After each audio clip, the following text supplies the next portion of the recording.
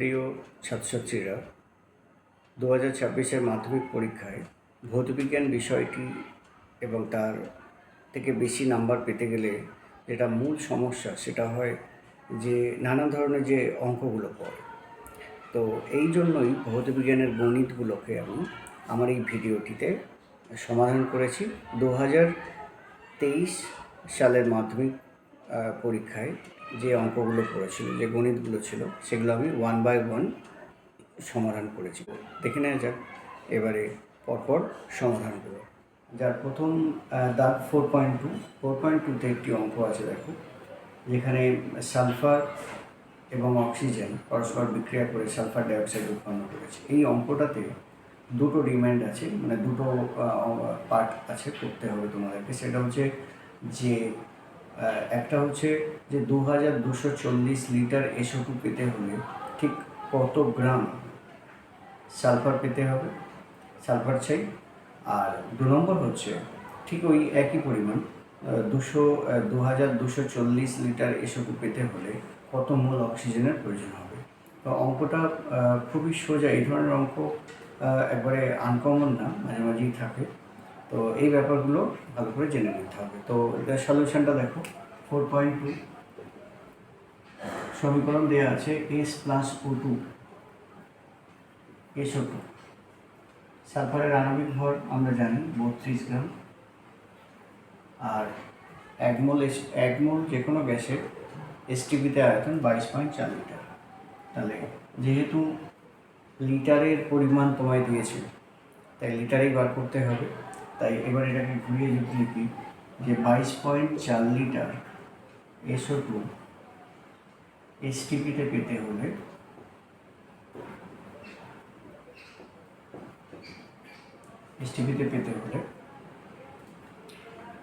32 গ্রাম sulphur লাগবে। আর 1 লিটারের জন্য এটা হয়ে যাবে 32 ডিভাইডেড বাই 22.4 লিটার।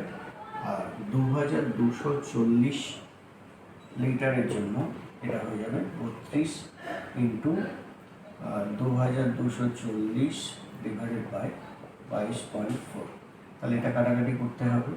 এখানে একটা শূন্য যাবে, এটা দিয়ে এটা কেটে যাবে। তাহলে একে দুটো শূন্য, 3200 গ্রাম। তাহলে 3.2 কেজি। তাহলে এইভাবে প্রথম অঙ্কের উত্তরটা বেরোলো। এরপর অক্সিজেনের পার্টটা। অক্সিজেনের ক্ষেত্রেও একই সূত্র, S + O2 = SO2। এখানে এটা 1 মোল, আর STPতে এটা 22.4 লিটার। তাহলে ঘুরিয়ে লিখতে হবে যে 22.4 লিটার SO2 পেতে হলে অক্সিজেন লাগবে 1 মোল। O2 মানে 1 মোল, এখানে দেখিয়ে যাচ্ছে। তাহলে 1 লিটারের জন্য লাগবে 1/22.4 লিটার। আর 22,000 মানে 2240 লিটার SO2-র জন্য লাগবে 2240 ডিভাইডেড বাই 22.4। তাহলে এটাকে দশমিকটা শূন্য করে দেওয়ার পর কেটে দিলে এটা দিয়ে কী হয়, একে পেটে দুটো শূন্য, তাহলে 100 মোল। 100 মোল অক্সিজেন লাগবে। এটা প্রথমে দেখো যে এটা 4.2 যে তার একটি অথবা দেওয়া আছে, এটাও ওই রাসায়নিক সমীকরণ সংক্রান্ত। তবে অঙ্কটা পড়লেই বুঝতে পারবে যে একটি 480 গ্রাম একটি যৌগ 352 গ্রাম অক্সিজেনের উপস্থিতিতে পোড়ানো হয়েছে। পোড়ানোর পর যে নতুন যৌগ একটা পাওয়া গেছে সেটা হচ্ছে 320 গ্রাম। তার সাথে কিছু গ্যাসীয় পদার্থ পাওয়া গেছে। এখন এই অঙ্কে সবথেকে মজার বিষয় যে যৌগগুলোর কোনো নাম বলেনি, কোনো আণবিক ভর ব্যবস্থাও হয়নি। তাহলে এক্ষেত্রে তুমি চিরাচরিত প্রথা অনুসারে করতে পারবে না। রাসায়নিক সমীকরণ ও গণনা এই অধ্যায়তে রাসায়নিক সমীকরণের কিছু মূল বৈশিষ্ট্য আছে। সেই মূল বৈশিষ্ট্যগুলোতে যদি যাও, সেখানে দেখতে পাবে যে কোনো রাসায়নিক সমীকরণের বিক্রিয়া শুরু হওয়ার আগে পদার্থগুলির বা বিক্রিয়ক পদার্থগুলির মোট ভর তার যোগফল যা হবে, বিক্রিয়ার পর বিক্রিয়াজাত পদার্থগুলির মোট ভরও একই হবে। অর্থাৎ এক্ষেত্রে আমরা বলতে পারি 480 গ্রাম ওই যৌগটি, যার নাম আমরা জানি না, 352 গ্রাম অক্সিজেনের উপস্থিতিতে বিক্রিয়া করেছে। বিক্রিয়া করার পর 320 গ্রাম অন্য একটি যৌগ উৎপন্ন করেছে, তার সাথে কিছু গ্যাসীয় পদার্থ তৈরি হয়েছে। আমাদের জানতে চাওয়া হয়েছে এই গ্যাসীয় পদার্থ ঠিক কত মোল তৈরি হয়েছে। ওজন বা ভরের নিরিখে আমরা বলতে পারি যে এই দুটোর যোগফল যা, এই দুটোর যোগফলও তা। তাহলে এই দুটো যোগফল করে যদি এটা বিয়োগ করে দিই, তাহলে গ্যাসীয় পদার্থের ভরটা আমরা পাব। অর্থাৎ গ্যাসীয়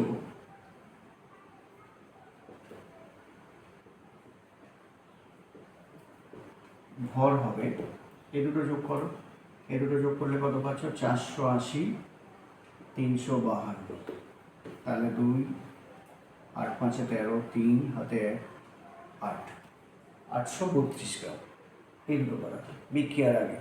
তাহলে বিক্রিয়ার পরে এইটুকু পেয়েছি আমরা যৌগ 320 গ্রাম। তাহলে গ্যাসীয় পদার্থের ভর কত হবে? 320 গ্রামটা এই পদার্থ থেকে বাদ দিয়ে দিতে হবে। অর্থাৎ 320 গ্রাম বাদ দিয়ে দাও, তাহলে 2, 1, 5। অর্থাৎ গ্যাসীয় পদার্থের ভর সমান এটা এদিকে ঠেলে দিলে মাইনাস হবে। অর্থাৎ আমি বলতে চেয়েছি যে এরকম এই দুটো যোগ করলে 832 হয়, এটা ঠেলে দিলে মাইনাস 320 সমান হচ্ছে 512। এবার এই গ্যাসটি কী গ্যাস আমরা জানি না, কিন্তু এই গ্যাসটির আণবিক ভর পেতে হবে আমাদের। তার জন্য দেখো গ্যাসটির বাষ্প ঘনত্ব দিয়েছে ডি সমান 32। তাহলে গ্যাসটির বাষ্প ঘনত্ব হচ্ছে 32, তাহলে গ্যাসটির আণবিক ভর কত হবে? m = 2d, আমরা এই রিলেশনটা জানি। তাহলে 2 × 32 সমান 64। তাহলে 64 মানেই হচ্ছে এটা ওর আণবিক ভর মানেই 1 মোল গ্যাস। এবার আমাদের 512 গ্রাম এই যে গ্যাসীয় পদার্থটি আছে সেটা কত মোল হবে? অর্থাৎ ওই গ্যাসটি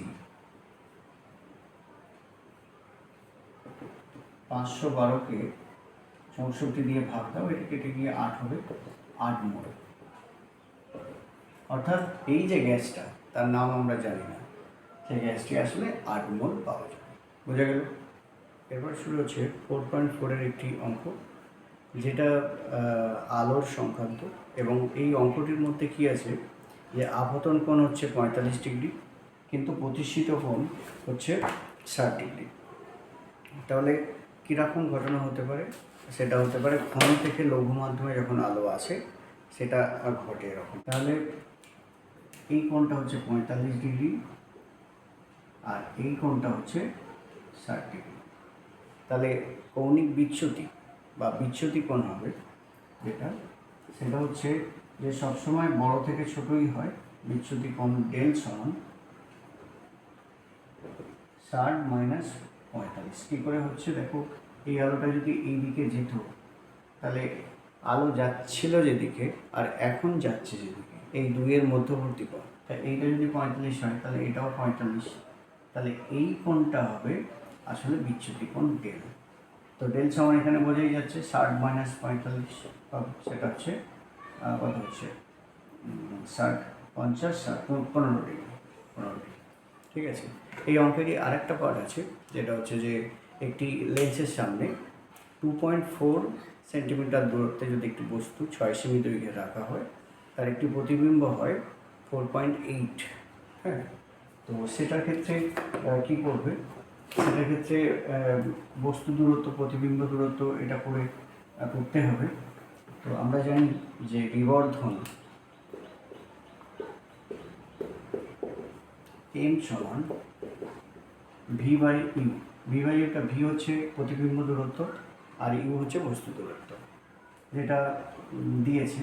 আর I/O, আইটা হচ্ছে প্রতিবিম্বের দৈর্ঘ্য আর ওটা হচ্ছে বস্তুর দৈর্ঘ্য। তো এখানে প্রতিবিম্ব পাওয়া গেছে 4.8 সেন্টিমিটার দূরে, আর বস্তু রাখা হয়েছিল 2.4 সেমি দূরে। আর বস্তুর দূরত্ব, বস্তুর উচ্চতা ছিল 6 সেমি, তাহলে ইমেজ মানে প্রতিবিম্বের উচ্চতাটা কত হবে। তো প্রতিবিম্বের উচ্চতা দেখো, এটা তো কেটে গেলে 2 হবে, তাহলে 2 ইকুয়াল টু I/6, অতএব I ইকুয়াল টু 2 × 6 সমান 12 সেমি, অর্থাৎ প্রতিবিম্বটি ঠিক 12 সেমি লম্বা হবে। বোঝা গেল? এরপরের অঙ্কটিও কিন্তু 4.4 অথবাতে, যেটা আলো থেকে দেওয়া হয়েছে। আলোর যে প্রতিসর অঙ্ক একটি মাধ্যমের সাপেক্ষে আরেকটি মাধ্যমে, সেটাই এখানে দেওয়া হয়েছে। তো সেটার ক্ষেত্রে আমরা যেটা করতে পারি, দেওয়া হয়েছে কাঁচ মাধ্যমে আলোর বেগ দিয়েছে, জল মাধ্যমে আলোর বেগ দিয়েছে, বার করতে হবে কাঁচ মাধ্যমের প্রতিসরাঙ্কের সাথে জল মাধ্যমের প্রতিসরাঙ্কের একটি অনুপাত। তো এটার মানে হচ্ছে যে আমরা ওই WμG এটা সমানই আমরা লিখতে পারি μg/μw। তাহলে এটা এখানে রেসপেক্টে করতে হবে। এখানে W আছে মানে VWটা কি? জল মাধ্যমে আলোর বেগ।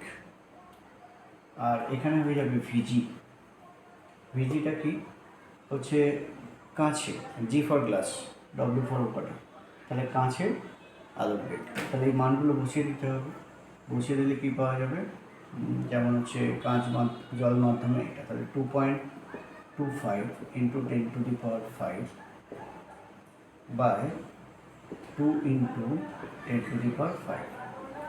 তাহলে এটা হয়ে গেল, এটা কেটে যাবে, তাই 2.25/2, 10 মিনিট তুলে দাও, 200, তাহলে 225/200, 25 দিয়ে কাটলে এটা 9, এটা 8, তাহলে 9/8। অতএব μg is to μw আসলে 9:8 এই অনুপাতটা হবে। এখানে আমরা যে কোনো অনুপাতকে, যেমন আরেকটা দেখাই 1μ2, এটাকেও আমরা ভাঙতে পারি μ2/μ1, কিন্তু এখানে অবশ্যই হবে v1/v2, অর্থাৎ 1 নম্বর মাধ্যমে আলোর বেগ ডিভাইড বাই 2 নম্বর মাধ্যমে আলোর বেগ। এই বেসিক ফর্মুলাটাই আমরা ব্যবহার করেছি। বোঝা গেল? ঠিক আছে। এর পরের অঙ্কটি হচ্ছে 4.6, যেখানে প্রবাহী তড়িতের একটি অঙ্ক, রোধ সংক্রান্ত। তো এখানে দুটি পদার্থ আছে A ও B, সমদৈর্ঘ্যের এবং একই পদার্থ দিয়ে তৈরি। সেক্ষেত্রে বার করতে যেটা হবে, প্রথম পদার্থটির ব্যাসার্ধ মানে দৈর্ঘ্যটির ব্যাসার্ধ দ্বিতীয়টির ব্যাসার্ধের দ্বিগুণ। তো A পদার্থের ব্যাসার্ধ আমরা ধরলাম 2r, আর B পদার্থের ব্যাসার্ধ ধরলাম r। তাই জেনারেলি রেজিস্ট্যান্সের ফর্মুলা হচ্ছে R = ρl/a। তো এটাকে ভেঙে দিলে আরও দাঁড়ায় ρl/πr²। তাহলে প্রথমের জন্য আর এর জন্য কত হবে, অর্থাৎ এ পদার্থের রেজিস্ট্যান্স যদি আর এ হয়, আর ইকুয়াল হবে ρl/π2r তার হোল স্কোয়ার। এটা হবে ρl/πr² ইন্টু 1/4। আর আরবি কত হবে? আরবি হবে ρl/πr²। ঠিক আছে, তাহলে ρl/πr²। অতএব এখানে আমরা লিখতে পারি যে এই পার্টটাই তো হচ্ছে আরবি, তাহলে আমরা লিখতে পারি rb/4। অতএব